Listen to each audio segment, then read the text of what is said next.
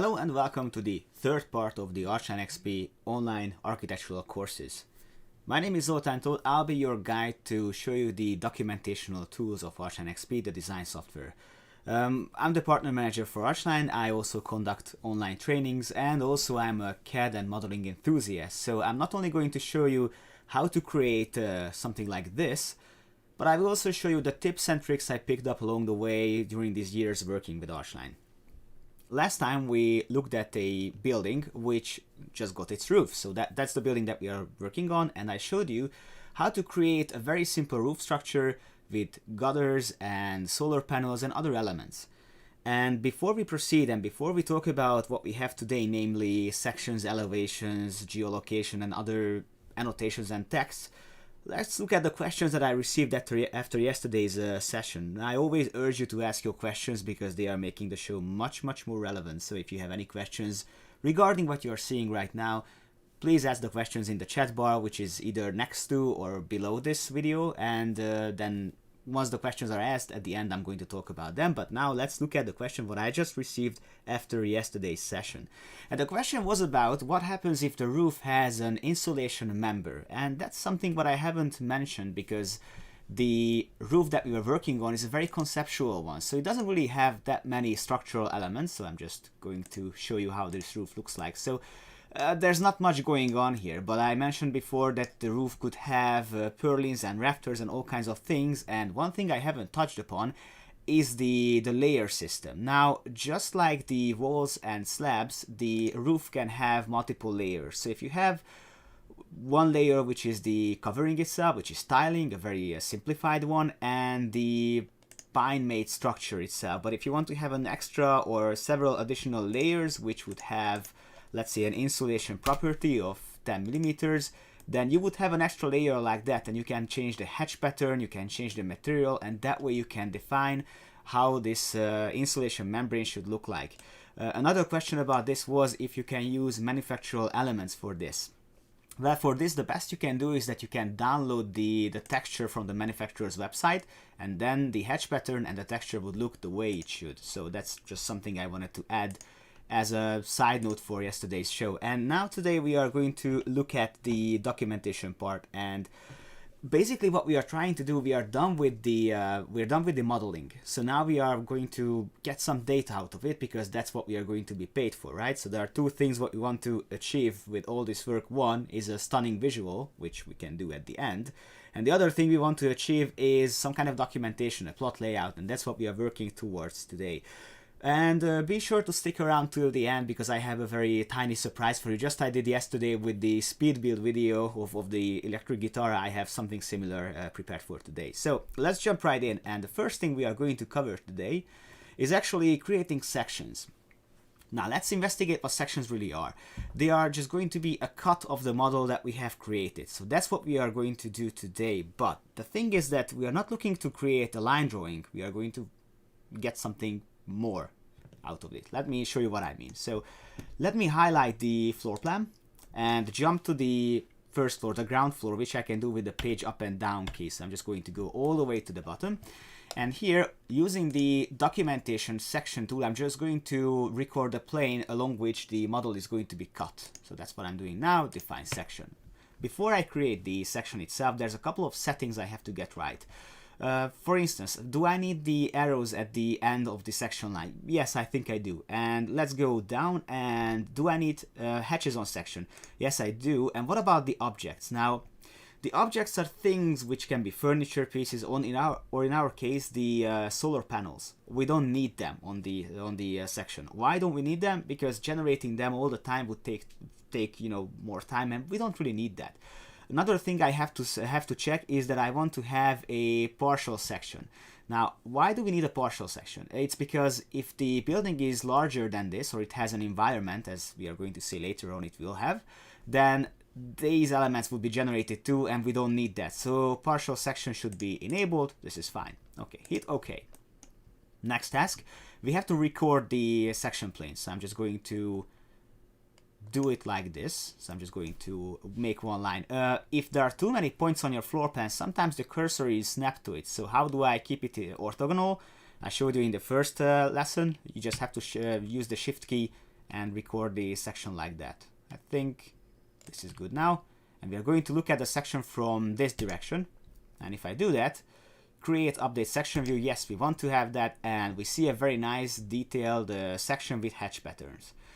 Here's one problem. The drawing is getting pretty crowded, so I have one viewport here, a 2D there, 3D there. How do I organize these things? I can do that with this icon up here, and if I do that, it's always the viewport in focus which is going to be magnified. So if I'm going to go back to the 2D and I click on this button, it jumps back to the focus. So let's go back to the section.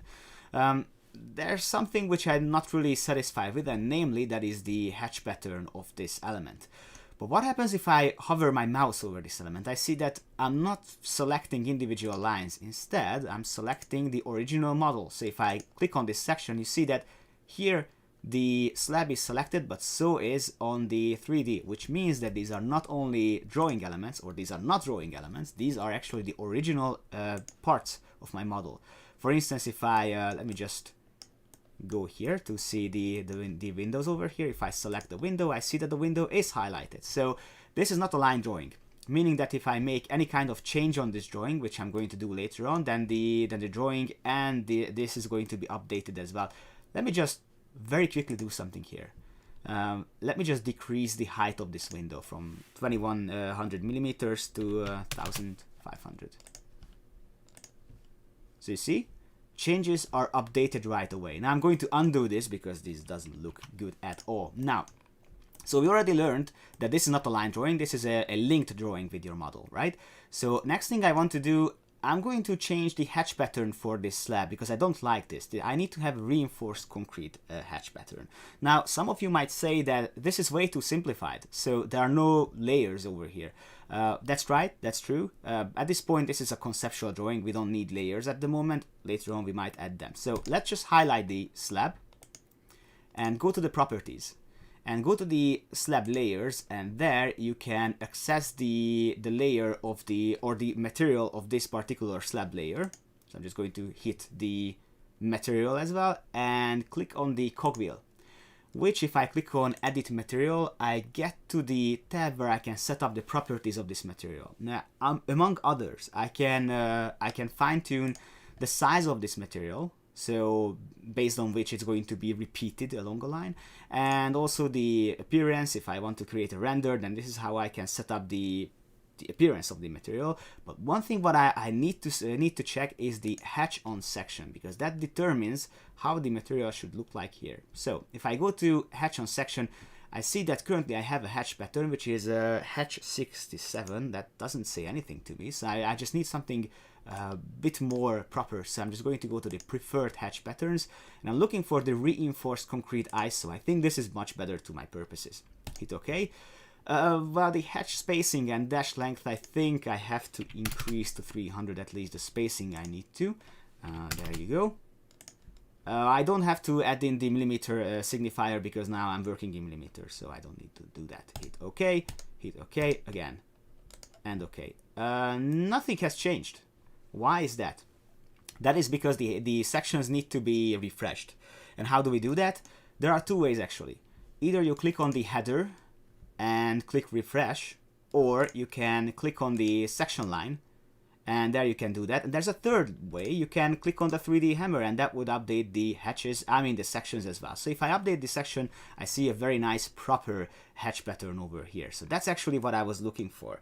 And that is way better to what I was imagining. One thing I haven't showed you is these annotation lines. These are generated when you make a section. So if you go back to the section properties, then here you can define if you want to have the elevation signifiers. You can turn it on and off. I'm just going to keep it on. Here you can define that. Level annotation lines are visible. I'm just going to keep them on for now. Okay, so that was a section. Now the next task, I have to create an elevation. How are they different, if they are different at all? Well, there's one way they could be different. Actually, one thing I haven't done, and that is very important. Let me just turn back to sections for a second. What happens if you have a broken section line? Because that might happen. That might happen that you have a section line like this. So how do I do that? I click on the section line, and click insert node, which is, it's like adding an extra pin along which this line would be movable like that. So I just move the section line, hit enter. The software asks me, do you want to create or update the section line? At this point it's actually updates, so I'm just going to hit OK, and here's what happened. I see that my staircase is now part of my section, which means that every time you move this line, the section is going to be updated. Okay, so let's now return to elevation. That was just a side note I wanted to add to make sure that you get the whole story. Now, with the elevations, there's one one difference. Mainly is that the creation of the elevation can be done from here, from the project navigator. Okay, for some of you who are working on a smaller screen, you might not see this project navigator right away. Maybe it's unpinned. So if you work like this and it's not there, just hover your mouse over it and it appears, and just click on this pin in the top right just below my image, and then you can pin the project navigator. That was another trick I learned along the way. So now, how do we create an elevation, let's say from here? All I have to do, I have to go to the project navigator and click on the elevation I want to create. West elevation would be fine for me. The software asks me, do you want to do this? Yes, we want to do this. So now we ended up with an elevation drawing. Again, we learned before, if I click on this button, the elevation is going to be nicely organized. And again, every single element are linked to the drawings. So these are actually objects, not only line drawings. Later on, we are going to create a line drawing as well. At this point, that's not really needed. So the elevation is done, but it's not textured at all. So how do we create hatches on elevation? That is actually a representation switch, which is up down here at the navbar. If you click on this element up here, then you can define how your elevation looks like. Okay, let's create a shadowed or textured elevation. First of all, I need to have a shadow with contour lines and hatches. That one's good, but on all the surfaces, not only on the selected ones. I want to have a shaded elevation with textures, and I want to need an elevation shadow. Some of you might ask, how do we get the shadows if we haven't even set up the project location, north direction, etc.? These are not actual shadows. These are standard 45-degree angled dashed lines, which are signifying shadows. These are just representations, but that's not the accurate shadows yet. So I'm just going to hit OK. And if I do that, the software calculates for just a second to sort of draw out the lines. And I see a nice shaded, textured, and hatched elevation. Next logical question is, where are actually these hatches coming from? Because so far we set up how the materials should look like on a section, but how does that translate to an elevation? Let me show you how. For instance, let's select this door, go to its properties, and I have to pull up its material setting, which is this food paldo. And here, if I go to the cogwheel, I see that with the edit material, I have several tabs I have checked before. And if I go to hatch in 3D, I can set up how the hatch pattern looks like on the elevation. So two major things you have to keep in mind. Hatch in 3D would govern how the material looks like on a three-dimensional elevation. Hatch on section governs how the material should look like on a section. That's all you need to know at this point with this. Let me just select that. Okay, next task is how do we set up the geolocation, because we want to create, it looks like that I accidentally deleted the hatch pattern, but that's fine if I go and refresh this, that it goes back. So if you ever get into a situation when something just changed on your section or elevation, be sure to update it. Okay, so now let's talk about shadows, and let's talk about how these shadows are created. Well, they are created based on geolocation. Now, geolocation has a set of properties you can set up. Namely, we are going to set up the location of the project, north direction, and the time and date during which the shadows are going to be calculated. But without explaining it, let me just show you. Let me go to the 3D. I have one problem here. If I'm going to get shadows, well, there's not going to be anything to cast a shadow on, because there's no space around it. We're just floating around in emptiness. So first of all, I have to create some kind of environment around this building. Let me just highlight the drawing and turn back on the visibility of the location plan, which is this Elata Nova Start -2D. Just turn it on. And here I have the whole location plan. And what I have to do, I don't have to be too fancy here. I just need to have a plane on which I can put my building. And for this, the slab tool is just perfect. So I'm just going to make a rectangle, let's say like this big. There you go. Now this is not good. This has a parquet texture. That's not good because this is outside and this is conceptual. So I'm just going to change this to bright white. Well, the side material as well. And the base offset from the floor should be minus 300 millimeters. And there you go. Now I have a plain white, well, plane on which I can put my building.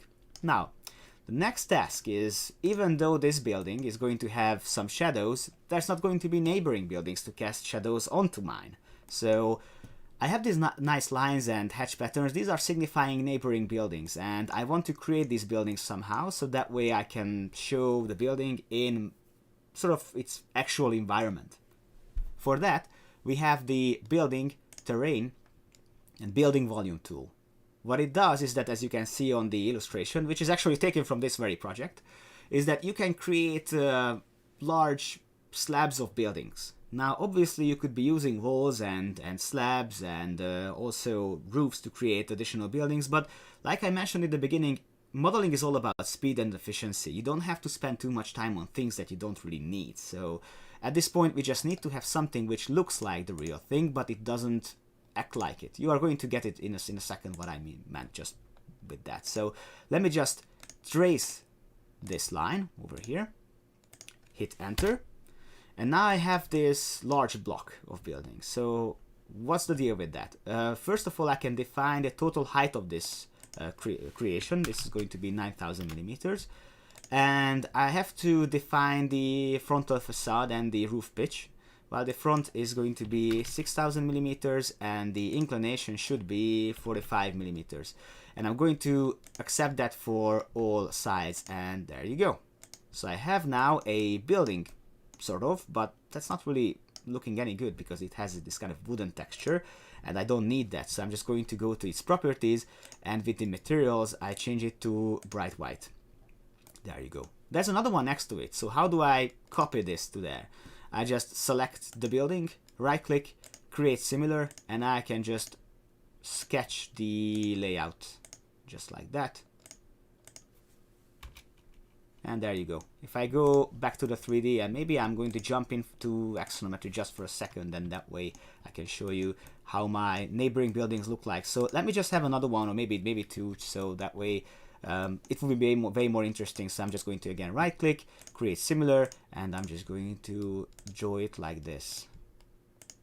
So that way, but the only reason I'm doing this is because I want to create shadows on this drawing. So, you know, without having any neighboring buildings, there are not going to be any shadows. So now let's jump onto the topic of defining the geolocation itself.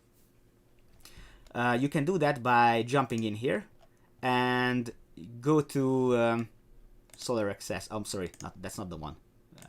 I have to define the north direction, sun position. Here we go. So if I go to the location and sun settings, I have a jump list of cities I can choose to define where my project actually is.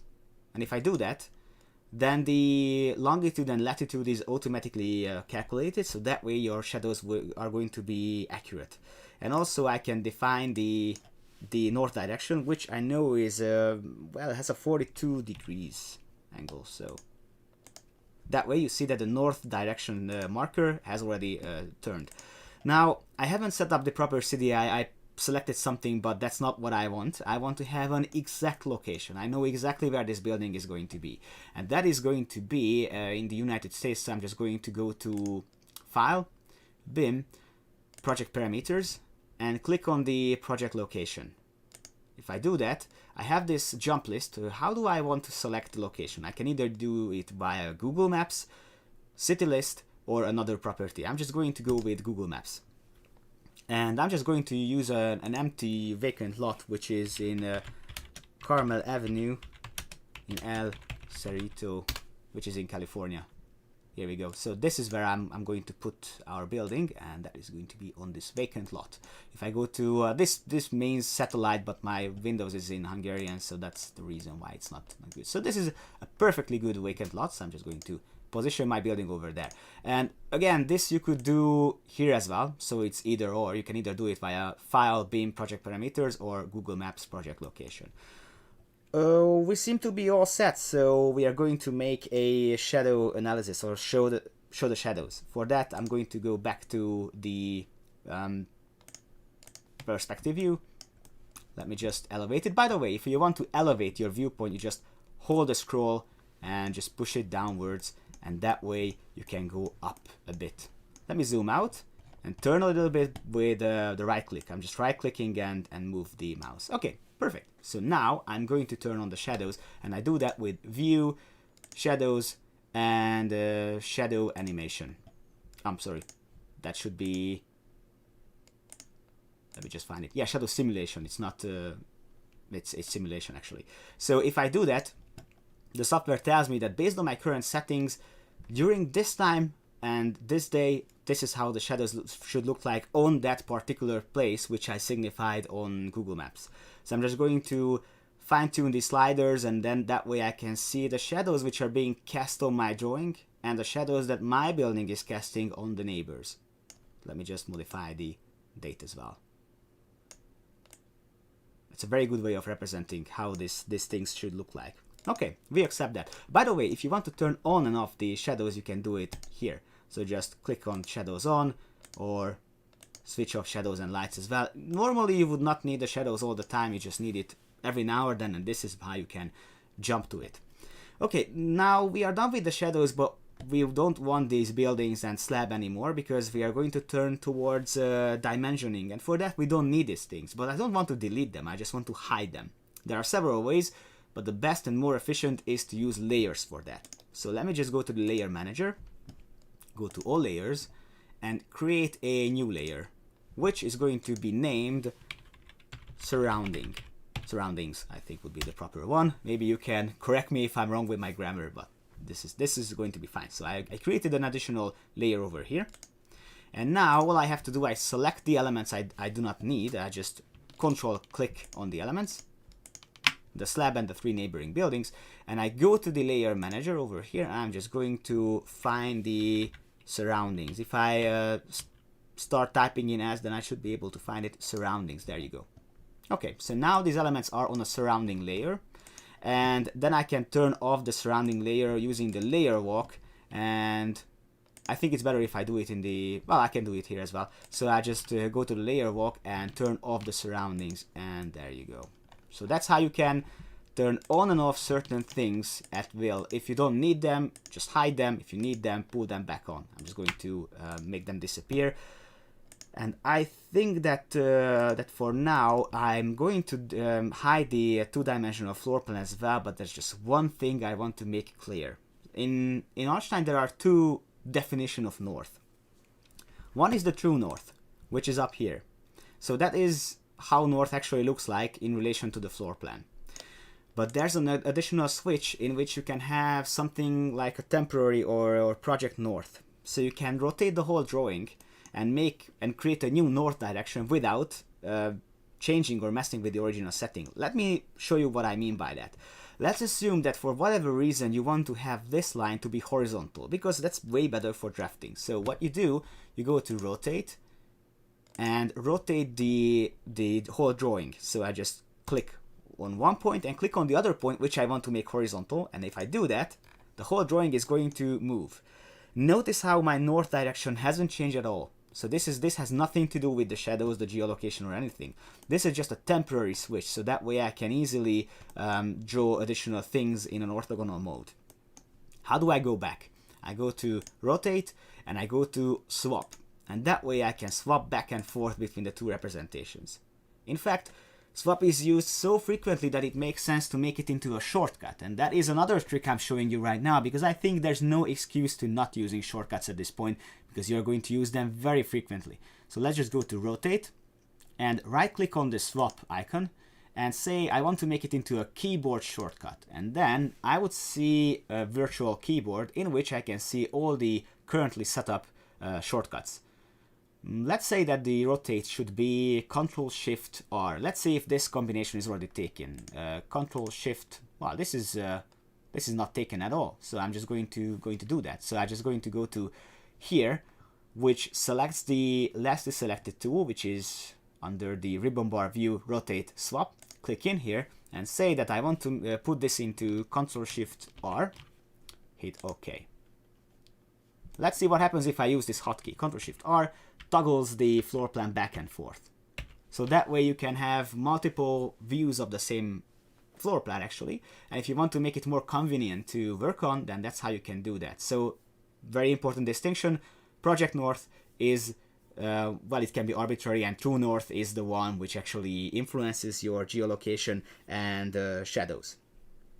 Now, once we have turned on off these layers, which I'm going to do now, so I don't need the surroundings anymore and these drawings. I'm just going to go to the layer manager, right click, off, and I don't need this.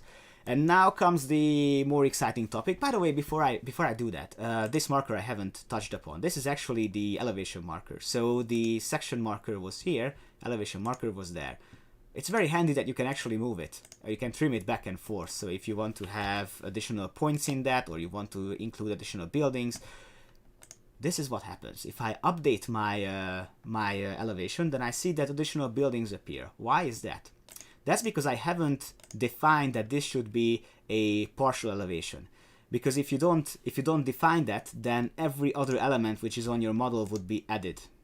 And we don't want that. So we just want to have the building and nothing else. So partial elevation and partial sections are the way to go if you only want to include what's in here. Okay, going back to the drawing, now we start to deal with the actual numbers, because we are going to do dimensioning. Now, dimensioning works differently in every single country I've heard of, basically. So I'm going to use one way of measuring and dimensioning. But if your style is a bit different, I'm pretty sure that you can replicate that as well. But ask your questions in the comment if something is not clear about this. So going to dimensioning, there's a special scenario. We are going to dimension all the walls and all the openings. For the openings, I have to make a quick detour because we want to set up the proper opening dimensioning. And I can do that by clicking on the door, going to its menu, and go to Dimension Consignment. And if I want to, I clicked here and this is what came up. If I want to define that this is actually how I want to dimension my doors, then I have to enable that. That's just a very quick detour. This is how you can set up how your door and window consignation should look like. So just let me hit OK. Nothing happened yet. This is going to take place later. How do I place dimensions? I go to the Dimension tab, Building, All Walls. Now if I do that, the software tells me that these are the things I can measure, and these are the criteria I have already set up. So from this jump list, I can add things I want to measure. I'm pretty satisfied with this list. So door, window frame, wall endpoints, internal rooms, wall thicknesses, overall external building dimension. I think this is pretty good. So let me just hit OK. Here's what happens. I have to highlight my whole drawing like that, hit Enter. And now the software tells me where do you want to put the dimensions to. Let me just do it like this. And now the dimensions appear. Actually, my elevation marker is in the way, so let me just offset it back just a second. So that way I can, yeah. You might not want to update the elevation all the time, but I think it now makes sense that I do. Okay, so now the dimensions are created, and so are the window and door dimensions based on the value that I have set up. It's very important that these dimensions are just like the sections and elevations are connectioning with the model and the floor plan, so are these dimensions. What do I mean by that? Let's say that this window is 90 centimeters or less than a meter away from this corner. If I jump to this window and click on this marker and move the window to somewhere else, because let's say that the client said that he wants this window to be moved a tad bit, so let me just move it to 400 millimeters from the corner. If I do that, the dimensions appear as well. So they are going to track the changes. Let me just undo and redo so that way you can see it. So that way.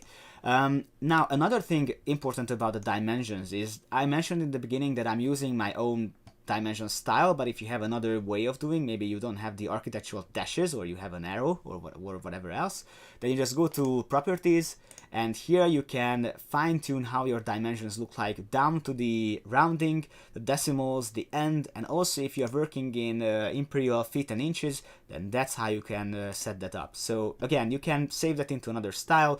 I'm not going to do that because I'm satisfied with what I have over here, but just in case you were ever wondering, that's how you can set that up. Okay, dimensions are done. I'm doing pretty good with this. So next thing we have to do, we have to create the area calculations, the rooms and areas. Now, how do I do that? We have a purpose-built tool for that, and that's called room and area. And just like with the slab or the roof tool, this is able to recognize the walls and the contours. Now, if I click on room by walls, the software tells me that now you should click on the location that you want to actually measure. And here at the left hand side, I have different styles predefined. Now, this means all kinds of different things. By defining the rule or the role of this location, certain properties will be added. I know for a fact that this one is a bedroom, so I'm just going to go with bedroom, click in the location. By the way, if you're not satisfied with where the text is, just click again and it's going to be moved. This one is going to be an office or a study. That one's good. And that one's a toilet over here. Just click again. I think it's better now. Before I tell you more about what these numbers, where these numbers are coming from, let's investigate a difficult scenario. I have one single location here, but this location has multiple purposes. It's half a kitchen, half a living room. So if I create it now as one large kitchen, then how do I break it up to smaller pieces? Well, in that case, I shouldn't use this tool. I should use something else, which is room by polygon. And if I do that, first I define the role of this location, and then I can just sketch the polygon, any kind of polygon, by the way. And that way I can define how large this location actually is. Now, I want this line to go into this distance. How do I do that? I'm just going to hover my mouse to this edge. The green helping lines appear, and I'm just going to snap. You have to zoom in because this drawing is getting pretty dense.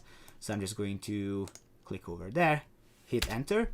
Now the software tells me, are there any areas that you want to cut out from this room? Maybe you have a kitchen island or anything, but I don't have that, so I'm just going to hit enter again. Height of the slab or wall, this you can define. I'm just going to use it as it is, and now I have one room over here. This is not a room, this should be a kitchen. How do I set it up? I go to the room name and I retype kitchen.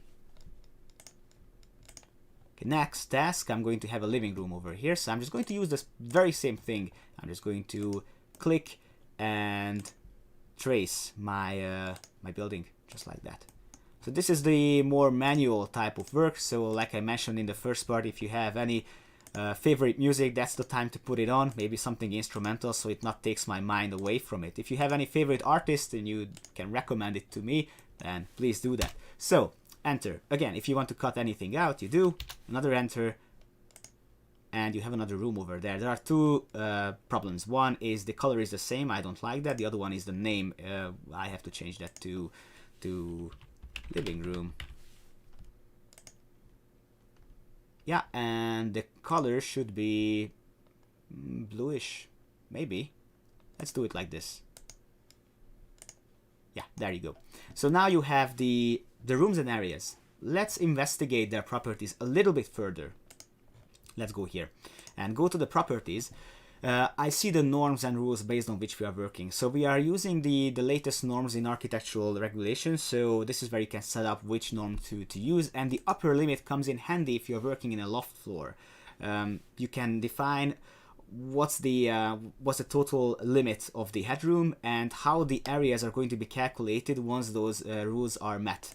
Calculated values, this is where you can set up additional properties to your stamp. Maybe if you want to add the covering type, then that's where you can do that. Floor finish, for instance, could be let's say it could be parquet, and there you go. You can add up this additional things to it, so you can fine-tune how your room and area marker should look like.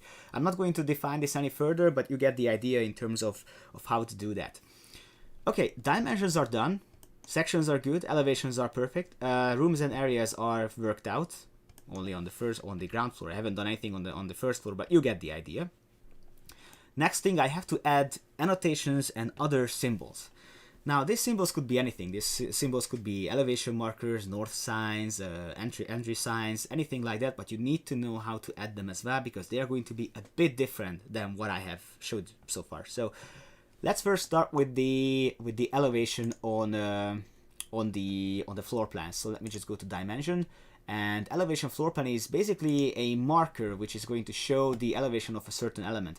First, I have to select what I want to measure or dimension. This is going to be this wall, and then I have to pick a place where this marker is going to be referring to. Here you go. And then I have to decide if I want to dimension the top or the bottom of this structure, this wall. It's going to be the bottom. And lastly, I have to add the value, which is going to be 0 millimeters. That's going to be my ground zero, right? So I'm just going to hit OK. Now I could replace this symbol with something else from my library, but I'm satisfied with what we have.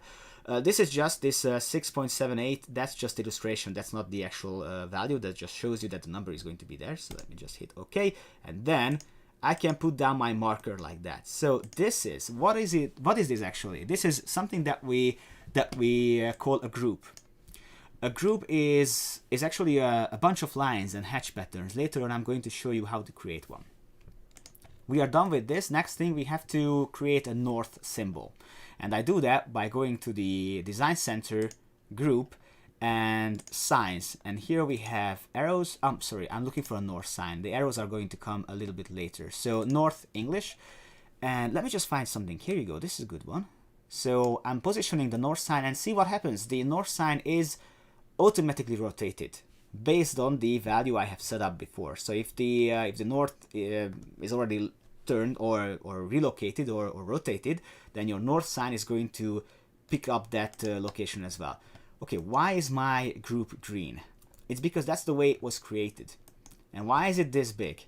It's because it could be customized. So if it could be customized to any kind of other shape. But let's return to the matter of why is it green while everything else should be black, right? So my line weight is line color is black. How come this thing is not black? It's because the group is trying to retain its original properties, in which case the green color of this line. So if I want to force that this should be black, then I'm just going to click on force color, and then the marker is going to be black or blackish. So that's the way you do it. Now another way to use groups is to add a entry symbol over here. And I'm just going to go back to groups and signs and arrows. And I'm just going to use this arrow over here. And if I'm positioning it, I can use the F5 key to toggle which point I want to hold on to. I'm just going to put this here. And there you go, you have a marker over there. Now, what happens with before I actually tell you about text, I think we have to talk about how to create a group, because that's something what might come up later on. So let me just go to the drafting tools and show you how to create a similar group to this one. So what you have to do, you have to first of all define the group that you want to work with. So you have to actually draw the element. This is going to be a very simple. Sorry, I was too fast with this. So that's going to be a very simple triangle. Triangle is the word I'm looking for. So I create this, and then I go to the drafting, and I want to create a new group. Now, when you want to, let me just zoom out so you can see it. When you want to create a group, you have two choices. Do you want to create a group which is going to be used in this project, or do you want to create a group which is going to be part of your library?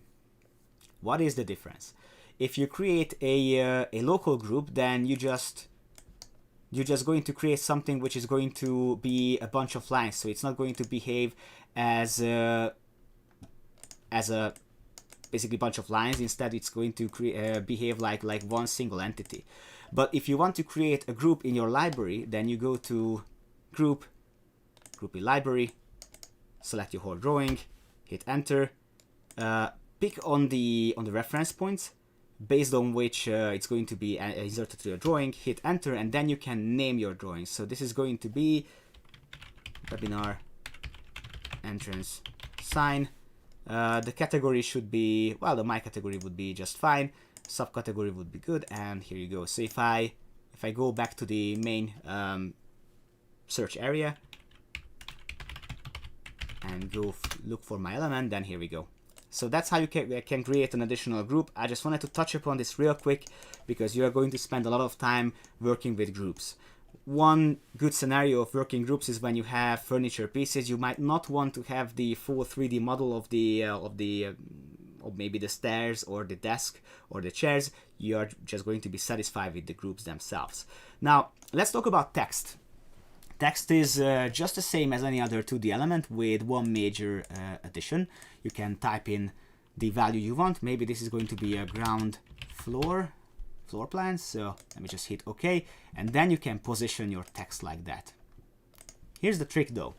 If I zoom out, I see that my text might not be in the right scale. You could go back to the project properties and change the scale, or if this is just an individual switch, one by one, then you're just going to click on the marker and crank up the size of your text, just like that. Similarly, if you have another text, let's say I want to signify the entrance, once again, I'm just going to make one marker over here. I want to make sure that this text is referring to the original item. I just click on the text, go to the context menu, add pointer line, and select the element I want to refer to. And one great thing about this is that if I move the text, which I'm doing right now, then the pointer line is going to comply with the changes. So that way you can add very simple annotations and even revision clouds to your drawing. And that is actually what concludes our dimensioning, elevation, section and elevation course.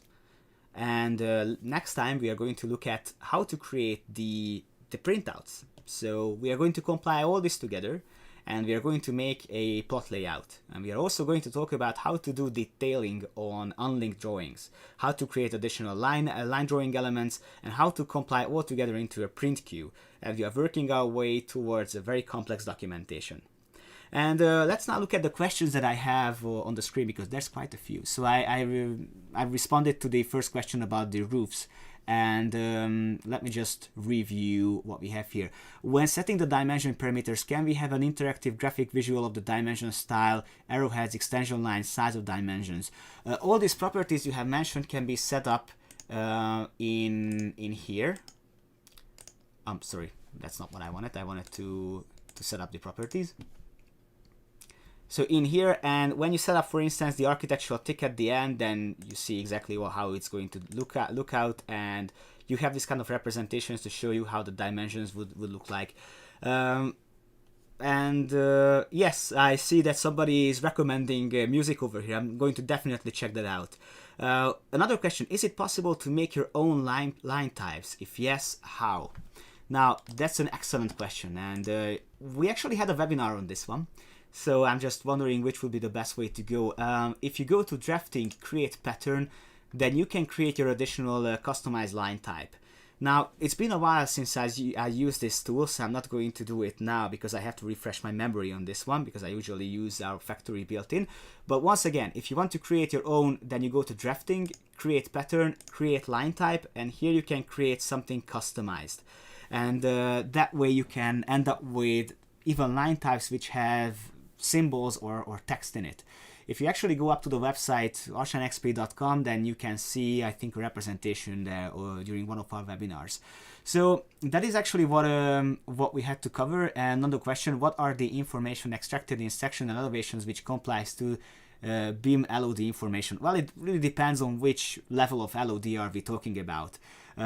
During next time, we are going to make an elevation measurements and dimensions, and we are going to do much more with elevations, so probably that would answer some of the questions. And that is actually wrapping up today's webinar.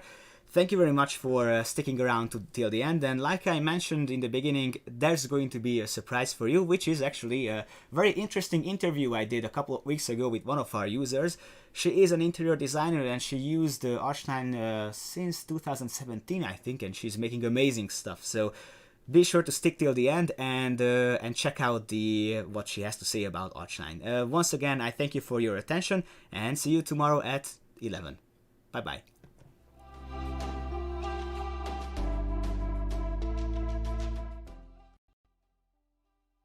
Hello and welcome, my name is Zoltán Tóth, and over here I have a special guest, one of our interior designer clients, Barbie Hajdu, and I'm going to ask her about what she does.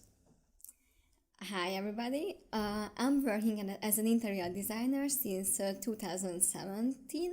I finished the school that time, and since that I actively work in the field. And what kind of projects you have usually? Usually I have flats and houses. Sometimes I have also offices or shops. This flat is for a young woman. It's in the center of Budapest. It's also in a very it's a very nice classic building. The flat itself around 55 square meters, and it has a really nice height of 4.1 meter. What was the biggest challenge when you were working on this project? The biggest challenge was that I had to rearrange the space and make one bigger kitchen with dining room and living room, and also I had to respect the style of the building, so I wanted to align the interior part with the exterior styles. And how did ARCHLine help you with this particular project? It helped me a lot with showing to my client how this rearrangement will look like, and also as in the bedroom I designed a gallery. I could show to my customer how this gallery will look like. And one of these new things is ARCHLineXP Live. Have you seen it? What do you think? Yes, I've seen it. It's super cool, and I can't wait to use it. What are you going to use it for? I would like to use it for whole buildings, and not just from an interior part, but also the exterior part. To make a whole project, to provide to the customer a complex designing project. The best part is usually the end, when it's all done and everybody can see that, wow, it will be amazing, and also when I can see that it's done and I can... And the clients are satisfied. Yes, and they're satisfied. Tell us where your clients can find you. They can find me on Instagram with Lagom Home Studio. Also, we are present on Facebook, and they can visit our website www.lagomhome.studio.